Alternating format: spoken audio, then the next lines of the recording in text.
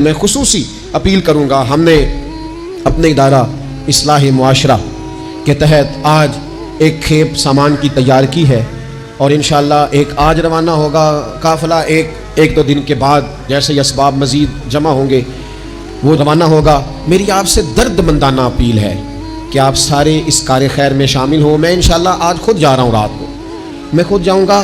ہماری کوئی بہت بڑی حیثیت نہیں ہے، بہت بڑی ہم طاقت نہیں رکھتے، لیکن مقدور بھر اپنی ہمت کے مطابق جو ہم سے بن پڑے گا ہم وہاں لے کے پہنچیں گے اور سب سے اپیل کریں گے کہ اس کار خیر میں ہر شخص شامل ہو۔